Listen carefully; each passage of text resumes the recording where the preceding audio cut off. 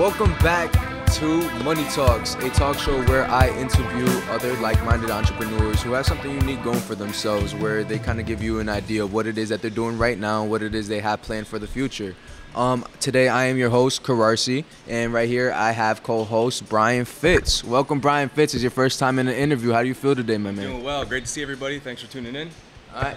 And, of course, here to my right is DJ Sandz, our guest of the day. Hello, everybody. Okay. All the way. Yes, sir. From Australia all the way back to CT. How's everyone doing? Everybody's doing great today, I'd say. So, DJ Sandz, just before we even dabble into the more personal questions, just give me a rundown of what it is that you do today. Like, what it is that you stand for as of right now, in terms of DJing, of course. Right now, in terms of music and DJing, I'm more standing for independent artists being able to monetize their money. Okay. Just because I've spent such a long time making music, unmonetized, monetized, working for an ad agency, making jingles. Like, I've been kind of full spectrum everywhere. Started off when I was signed to a record label around like 24 when I moved down to Atlanta. Did that for 3 years. Realized that record labels and funding and the way that funding is distributed between artists is a huge, huge problem that anyone that's looking for a record deal, that's really searching for it, really needs to look up and, you know, kind of search out and find out for yourself, you know. Maybe if you have a good enough negotiation tactic, you can get out of that. But I stand for right now finding, you know, a way for artists to find their way out of that muck. Basically. Okay. So throughout those 3 years, what was the hardest thing you would say, aside from the funds and just the whole issue with the dispersion of the money that would be made? Like, what was the biggest thing that really pushed you to just become more independent rather than be signed to that record label? Because I know it's basically anybody's dream as an independent artist to be signed by a label and to kind of get that money flow going. What was the deal breaker for you at the end of the day there? I mean, we weren't talking big bucks. We're just talking, you know, a few thousands at a time for things. Okay. But still, even at that junior level I was doing more shows on my own representing the label. Okay. Than other artists. See, I had my own weekly show. Yeah. At a town park every week that drew about 70 to 100, 150, 200 people. All right. Every week. So you've got the ball rolling, but at that point, it's kind of you bringing more exposure to the industry than the industry to you. Exactly. Okay. Exactly. Okay. It's not favorable in both parts. Exactly. And I'm like, wow, I'm doing these weekly shows, and it was nice to go on tour and stuff, but I'm doing these shows and stuff, and it's like I'm doing more than XY artist that basically just sits in California and does a show twice a year. Okay. You know what I mean? No, I do hear you. But the label's like giving him preferential like treatment, placements, you know, as far as our streaming and kind of stuff. just playing favorites right there. Exactly. All right, so after you have just branched off from the whole record label and you went fully independent once again, kind of where did you follow up with that? Did you start doing sets in public as you just mentioned, or was it kind of like securing gigs again? Or how did you proceed on afterwards? What was the new chapter like? So like the full rebrand was about 2 years of kind of me just focusing on making new types of music. Okay. So I basically spent like 2 years. I made some rock music, made some country music, made like all types of different things. That was more when I was into the commercial music space. Okay. When I was doing stuff for little ads and commercials and stuff. So like, things that were more mainstream, you'd say. Yeah, like I was placed in a few Visit Tampa commercials for the Tampa Tourist Agency. All right. Just small things like that. And at that, basically the turning point was I started, this is about 2017. Okay. I had just gotten a laptop and like a little USB powered mixer. Right. And I went out to a park one day and I just had headphones on and I was just playing around and I realized, I was like, wow, if I brought speakers with me, I could literally do this anywhere. Live set. Anywhere. And so that idea started to grow around 2018. I started to go down to New York down in this place, Domino Park. And I would sit out there. There's a video me and Fitz have. Just watch it. Oh yeah, no, he showed me a couple of your clips. Oh, You've been yeah, out to yeah. Brooklyn. You've been out to like this very long the dam. Oh yeah, the Kensico, yeah. Okay. But it started going there, and basically, as I would, go week by week, month by month, More people would accumulate as you went. yeah, and I would meet more and more people, and basically that's where the live sets all across the city started. So would you say the audience was was your main drive to keep on coming back and keep on returning and doing these live shows weekly? Yeah, yes. Well, the thing is, I had planned to take the whole thing completely on the road. Okay. But the pandemic hit. This is literally right in the transition of last year when it happened. Yeah. So then it basically forced me to do all the shows in the city. Because people had no club to go to. People had nowhere to go. Yeah. When I was playing at the park, it was just like received like tremendously. Yeah, because the feel that I would get from the YouTube videos was just, it was all genuine. People didn't really matter if you were just some random guy playing a little set in live, dude. They just pop up and just start doing their own little jiggy dance, you know? Exactly. And that's what I felt a lot about it. The main feeling I got from it was just genuine integrity. Like, you didn't really care who was watching. You didn't care if you didn't have anybody in front of you. Exactly. You just still doing your thing. Now, a question I have for you is, when you see nobody in the audience, when you see nobody jump into to whatever set you're playing, and you're still going, like, what do you envision in front of you? Because I know that you just go in that zone where you're just in a flow, basically, and all you have is just a vision, and you're just still following that. Like, where do you place yourself when you're doing these sets? So basically, the thing about when I'm DJing, I think, is a lot different than other people. I'm usually running 2 or 3 machines at the same time. Okay. So say this is right here, this is playing the music on a mixer, right? All right. Then I'll have another little thing I call an eye control. Okay. Now this little thing I can control everything with. I can play little pads, little loops, and then I have a keyboard. So I'll be playing keyboard at the same time. So I'm doing all 3 of these things at the same time. You're a multitasking genius, basically, when it comes to this whole, like, dude, I don't know anybody that does that. Exactly. So that was the whole thing about me DJing, too, when I wanted to get back into it. Was like, I'm not going to be one of these press play DJs. You know what I mean? That you could literally put a camera on and it's just turning a knob. Resume and then just playing the set and playing with volumes. That's it. Exactly. You're creating on the spot. You're a content creator, it's safe to say. Exactly. I mean, it's funny because I would have thought with the amount of mixes and sets I do on Instagram and social media that because they're, with popular technos and songs and stuff, they would have been taken down. Yeah. But I received like a little, hint from a little insider. It was like, hey man, because you play a complete drum set by, in like fused with the music, Shazam has a hard time in like differentiating between the actual artist and the artist creating and remixing. I got you right there. That's the cheat code. It's the loophole.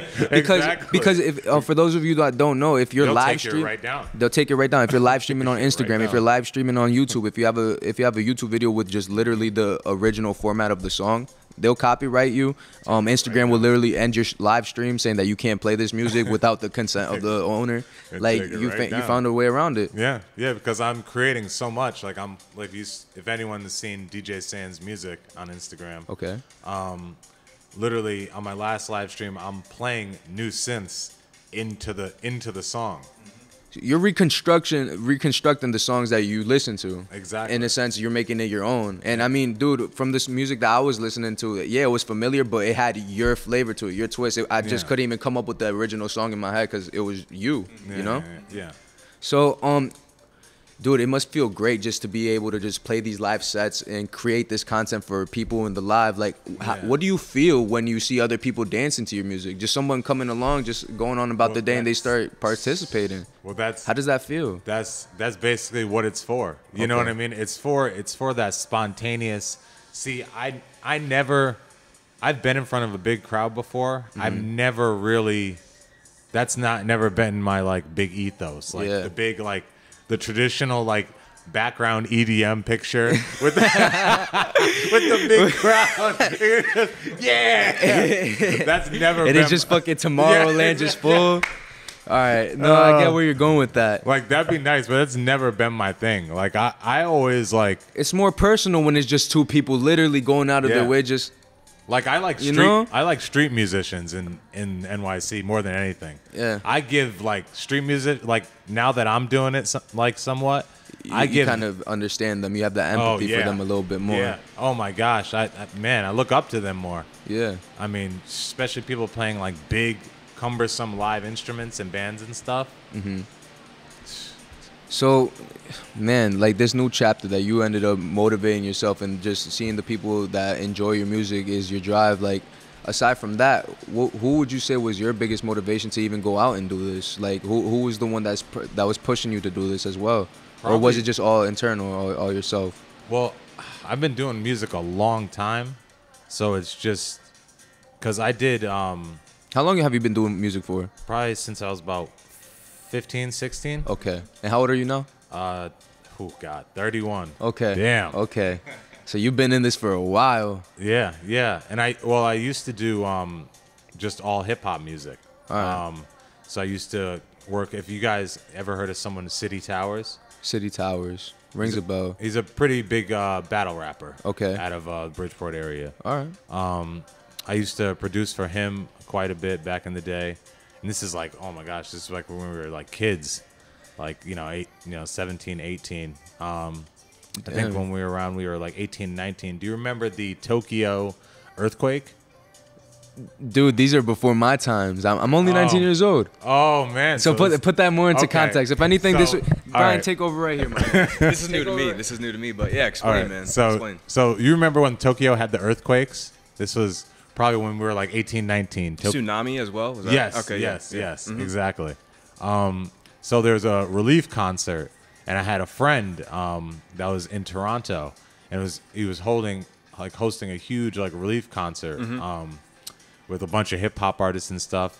And so at this moment, I didn't even know this was my first, I believe, real like music industry, like sending emails out, getting emails back. Yeah. Reaching whoever you can reach. Exactly. Trying to get my boy booked at this thing. And not only did we manage to get it booked, we managed to become like the headlining act. Wow. And his songs were that good, so it definitely carried it. But it was like it was a hell of an experience to have like an international show. That was like my first experience, like doing bookings or anything like that. Yeah. So and from that alone, did you see the exposure that you were gaining out of it? Was that like one of the things that built up the most momentum behind your career? That's what made me want to be a producer. Okay. I was like, I can do these things, travel these places, and I don't have to get on the stage.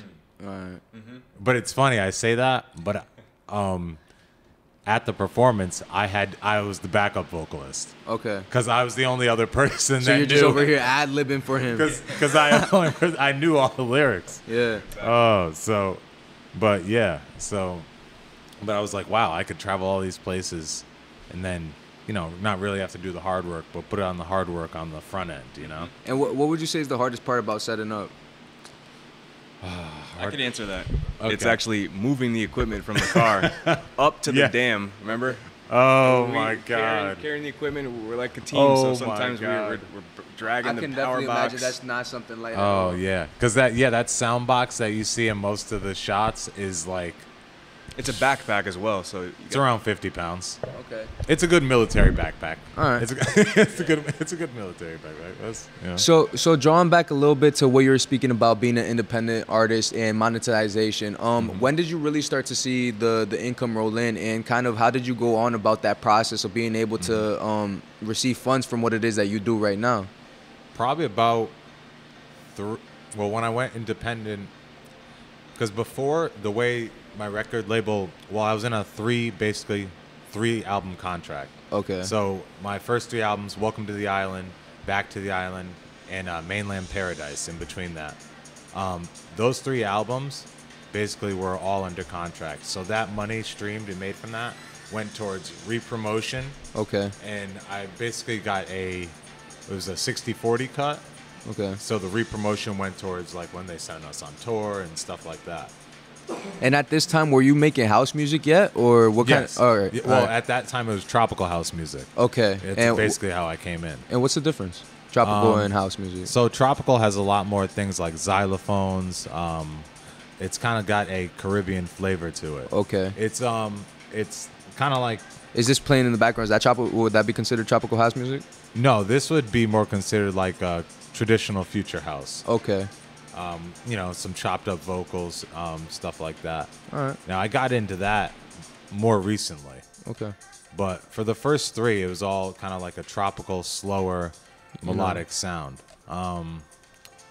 But after that, it was just like, after I was doing independent albums from then on in, I've done, so three. So I've done 8 in total. So the last 5 have been independent. Okay. So around like 2 years ago, I found basically a way to start really getting my Spotify, views and plays up through when I was doing the shows. All right. And what platform do you use? Do you use TuneCore? No, I actually use DistroKid. Well, I use 2.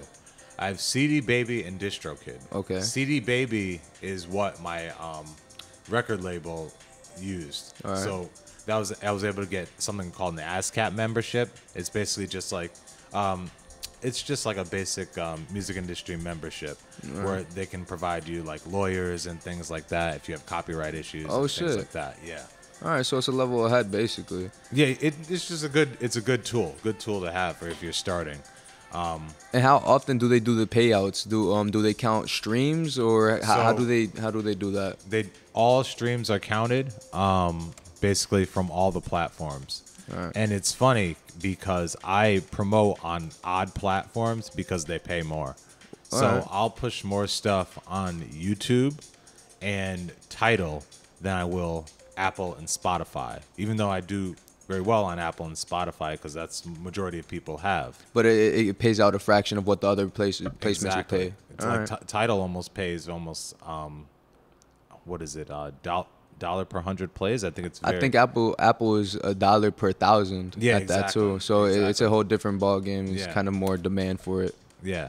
And it's funny because I actually end up getting nice little payouts from Tidal because I think people, because of the platform, don't associate house music with being on Tidal. Okay. So if someone actually is a Tidal user and is like, I want to listen to some house music today. You're the main one that pops up. Yeah, I'll come up, like me and other, a few artists that will be on there will actually pop up. You know what I Okay. mean? So Yeah. I kind of, benefit from that. So between Tidal and YouTube, which one would you say is the more beneficial, and which one YouTube. draws in YouTube. more revenue? Yeah, because YouTube has more advertising. All right. Whatever site you see more ads on, put your music and pump it on that. Okay, makes sense. So with your YouTube channel, how long have you been having it up and running for, and when did you start seeing that monetization eligibility come in? It's just a topic page. Okay. So if you type in DJ Sandz, like my topic, all my pieces of music ever will come up. All right. So DJ Sandz, Universal, you just look it up, you come up. Yeah. All right. And just a little rundown, because I mean this is a talk show more for like the inspirational or inspiring other people who are in the same predicament or have been in some shoes that you have once ran in at some point.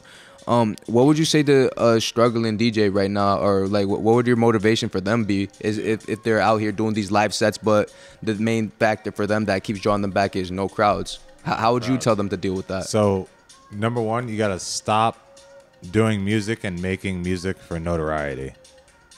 You should make music because that's what you love, and when you put your head into it, you don't care if there's anyone in the room.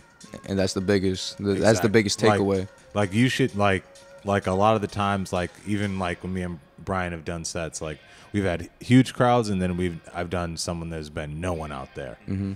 But it's not really. It doesn't change the emotion behind it. It doesn't change the drive behind it. Exactly. It should never change that. You should.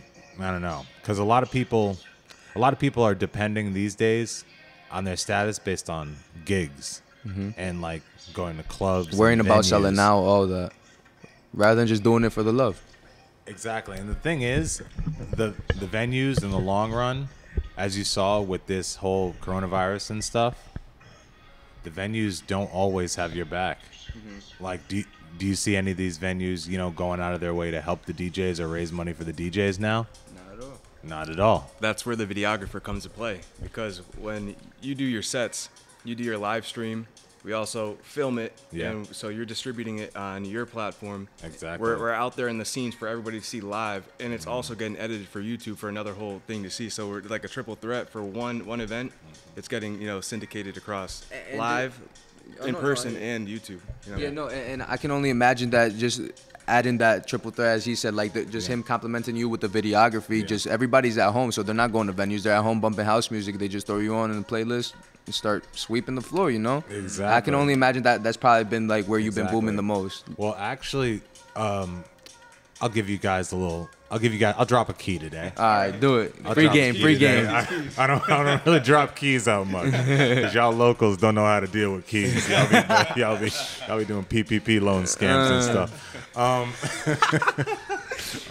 So anyways. What's your Cash App login info? Right.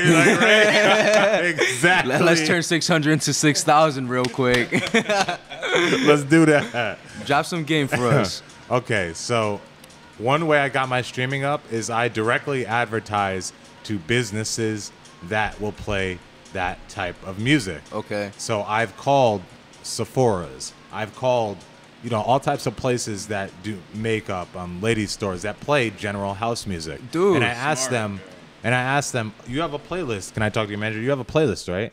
All right, I'm an artist. I make so-and-so music. You know, how about this? How about, I know your employees have to listen to the same music every day. How about I give you some nice, clean, new music for your store and for your employees to enjoy for free? Dude. They go, wait, for free? Wait, I don't have to do anything? No, you just hit add. Bam. Done. And now that store is playing those songs Your music every day. And now when I look on my Apple artists, I'm amazed. I am amazed. so now when I look at my Apple artists, I see like Shazams. And the Shazams are from people being in the store and going, what is this? Yeah, just holding the button, waiting for it to come up. Bam. DJ Sandz. And so I used to do this with my old Tropical House albums. I would advertise the spas and like small medical places that have like, you know, that type of light music. Yeah. And so now for like heavier like house music and stuff, I'm advertising on like, you know, stores, clothing stores, like places like Abercrombie, Hollister, and I'll just like get in contact with someone on management team, ask them about the playlist or whatever, what streaming service they use, offer what songs I can offer to them for their space, and there you go. This is so ingenious. It's really a matter of putting yourself out there and believing in the content that you put out. Exactly. Like I would have never thought about this. When you go to a store, that you notice they play the same loop every single day. If you just get in that loop, you're in that loop with top 40 songs with Katy Perry. You're in that loop with people don't understand. You're in that loop with like top 40 artists. No. So if Katy Perry turns off and your shit comes on, they're like, oh, this is that caliber. Yeah. I like it. Just keys, man. All right. I didn't even think about this. So don't get greedy with that key. You're gonna be bugging every business in dude, the tri-state every single SoundCloud rapper in surrounding cities are gonna come up with clean versions of their songs. Like, yo, y'all got Target, right? Yo, can I see the manager at Target? Yo, play my stuff right after y'all play Just a whole bunch of just a whole bunch of mumble rap. Right, exactly. Nah, dude, just you set the vibe in these stores. Like I don't even know what Sephora I'm about to walk into with my girlfriend, and just who knows? It's DJ Sandz playing. I wouldn't have a clue. Exactly. I'm gonna have to Shazam it. Exactly. Exactly. So, dude, all right. So let's not give away too many keys. Let's not, cause I'm about just off that answer alone. I got some shots to fire right here. So I mean, aside from the whole free publicity in like public areas, I mean, what else do you do? What else do you do? Where else would you go out of your way to really get your music known? Or fuck, I could reword that a little bit better. Aside from like the mainstream stores, aside from retail stores, where else do you push your music to? How do you get it like global reach? Yeah, well, not only that, but like where else do you push it just as hard to? Like YouTube, the stores. So kind of, it's funny. I'll do a tiny bit of Instagram advertising. Okay. but I never Instagram advertise local. All right. So I'll just concentrate it all on one city. Like the past year, I've concentrated on 3 cities: Lisbon, Portugal. All right. Melbourne, Australia. Okay. And Auckland, New Zealand. And I'm assuming these are all cities that revolve around house music? Yes. Okay. Or have emerging like house music scenes. All right. And so basically, I've advertised continuously in those 3 cities, and through that, I've picked up, individual fans from those 3 cities. All right. People that have followed me on Instagram. Now, I have a very tight Instagram, and I'm kind of on the edge of kind of trying to change the game with something with Instagram. All right. So right now, I have around 1,000 followers. That's it. Solid. But that's kind of all I want. I'm thinking of just going completely private and just having that 1,000 be an exclusive fan club. Because to me, you know what the last 4 years of, if anything, of Trump's presidency has taught me, and that I can translate it to the music industry? You'd rather have a cult than a big following. Woo! You'd rather have a cult.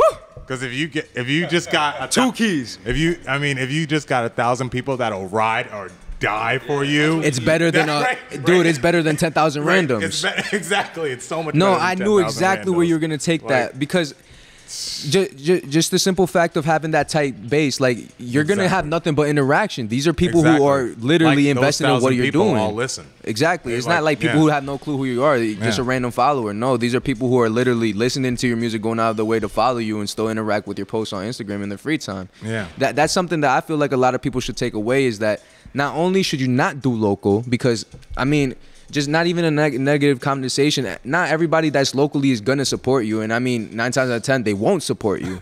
A stranger will love you more than the person that's known you for years. Remember that. It really takes one, or as Brian said the other day, one person away from basically just making it. You're always one person away from someone who really cares about what you're doing to put you in a place of success, in a place to win. So, DJ Sandz, dude, what the hell? I would have never thought. Yeah, it's little things too. Yeah, and obviously with experience, you've learned these things. You've gone out of your way to even just come up with these ideas that are not only innovative but ingenious, and some shit that really people would have never thought about. Like that whole idea with the contact and the managers of the stores, like salons, places like that's amazing, because not only are you setting a jiggy playlist to people to listen to every day, but like you said, you're up there with Katy Perry just blasting over the speakers and fireworks, Exactly. Then comes DJ Sandz and everybody's fist pumping. Yeah. Exactly. Do you ever shuffle to your own music? No, not actually. Wow, this is crazy. I have not danced in years, and it's crazy because I used to go dancing every Friday night. R.I.P. to Pasha. Okay. That is in New York, right? That is a legendary New York spot. Everyone I know from New York right now, I know from Pasha. Like 5 years ago. Like no, my gosh, it's not 5 years ago. It's like more than a decade. Oof. So nobody will see any. Oh yeah. So no emphasized movements, just a little elbow jigginess, just behind. Yeah, right now I'm just here. A little humble right move. Now, that's where I'm at right now in the club. And it's funny because that's something another you said, like, to tell young DJs, if you really want to get into it, stop going to shows. I know a lot of people, when you want to play somewhere, they'll give you this. They'll go 10 set for $300. No. They'll give you this. Yeah, man. Yeah, we'll definitely let you play sometime. Like, just come out and support. And they want you to come out and support. You come out with your equipment and you're just watching the damn show. No. Come out and support, as in you just come out and just spend your money. Oh. They want you to come out and buy drinks and. Oh, so not even just tickets. show morality, just buy and spend money in there. Yeah, spend money on our event, dude. So we're successful, then we'll think about helping you. What the fuck? And that's the trap all these cats get into. Yeah. And so they start going out to shows every week, and then they forget they wanted to be DJs, and they end up like, you know what I mean? Now they're over here paying for placements just to spend more money at the bar. They're paying the DJ at the bar. Yep. Wow. No. Question. What artists are you working with, or what artists would you like to work with in the future? I'm working with right now, just starting a new group with 2 singers from the city, Pants Pony and Allison Greenfield, 2 very talented ladies from Ohio. Oh my God. Yeah, Ohio. Nowhere near. Yeah, nowhere near. Exactly. We all just ended up in this space. What drew you to them? Well, actually, Or they hit you up first? Pants and me communicated on Instagram first. Okay. About collabing on a song, and recently we have almost finished our first song, so we're just at the end of it. So I was hoping to get that done in the next week, so hopefully I'll have that for everyone. No, that's very amazing. soon. And dude, I have to know, do you listen to your own playlist every day, or what kind of music are you blasting through your headphones? What I'm listening to, it's funny. I listen to a lot of 90s R&B. Okay. Who are your top threes? Top three of 90s R&B. You gotta go with Tony Braxton. Okay. Mary J. Yeah. People are gonna kill me for this, but Beyonce. Yeah. Beyonce before Jay-Z. Okay. Beyonce before Jay-Z But why? was fire. I don't care what anyone says. If you listen to like Me, Myself, and I, like those type of records, like Beyonce pre Jay-Z, Yeah. Bugaboo, Jumpin', all the ladies, independent, bruh. Beyonce before Jay-Z. Beyonce before Hove, Okay.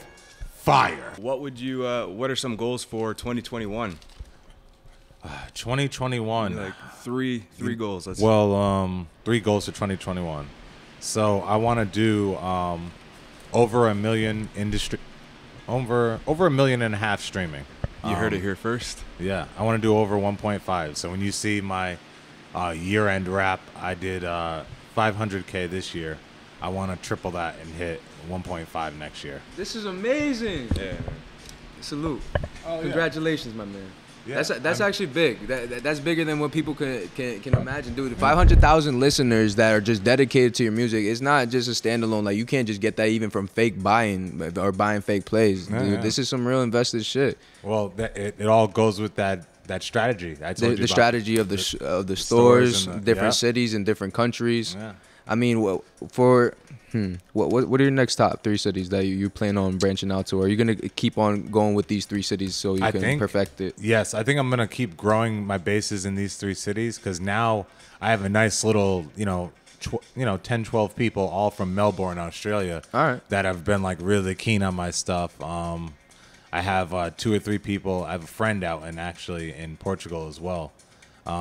So I'm gonna keep concentrating on the because That would be amazing if you went out in Portugal and just did a set for on the beach or something. Just I that's the could even plan. envision it. Like, it's amazing. Yeah, that's the plan. I mean, that was the plan pre-corona. Sunrise set, Yeah, post-corona, I'm hoping Connecticut residents, supposed to get that vaccine soon. So, Are you getting the vaccine? oh, pump it in my body. Want to know why? Because if you want to international travel, there are countries that are going to make you, Requisite. they're going to make you literally spend 14 days on a hotel room to quarantine. All right, you want to spend an extra $2,000 on your trip? Go ahead. Yeah, very true. Everywhere you travel, imagine that, like going from country to country and having to wait 14 days then. Yeah. And then wait another 14. It just doesn't make sense at the end.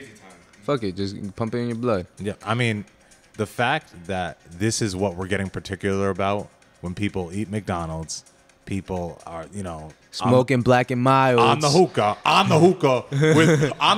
with randoms, and we worried about the vaccine. We on the hookah with randoms, and we worried about that. I mean, come on. Yeah, no, that's the least of the worries right now, Exactly. dude. For real. But before we even end the stream, there was just one more question I had to ask you. Like, I just needed to know because, it's a common occurrence with all great entrepreneurs and all great-minded people is that we all have one humbling lesson that we learned throughout our careers. And which one was yours?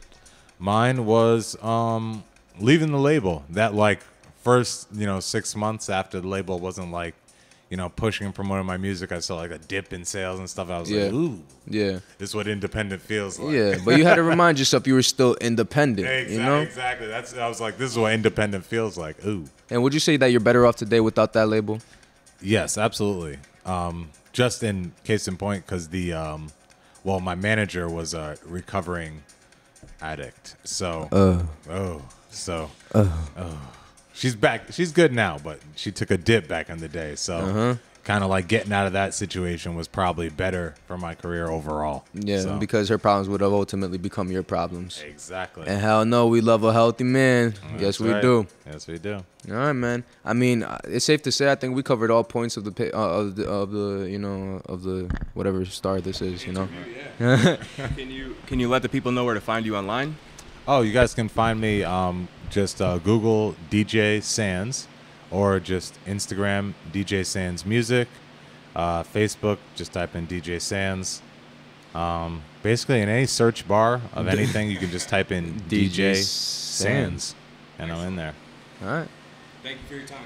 Oh, also on the record, you definitely seem like somebody I would need on this podcast just to conversate with, dude. All right. The conversation just flows. We might have to do a little future spot. We might have to do something. A little live set, or even just chop it up. Get the soundboards programmed. Okay. Hey, I got the equipment. Let me know. And we got the platforms. Let's do it. All right. Thank you again. Thank you again so much, DJ Sandz. You guys already know money talks.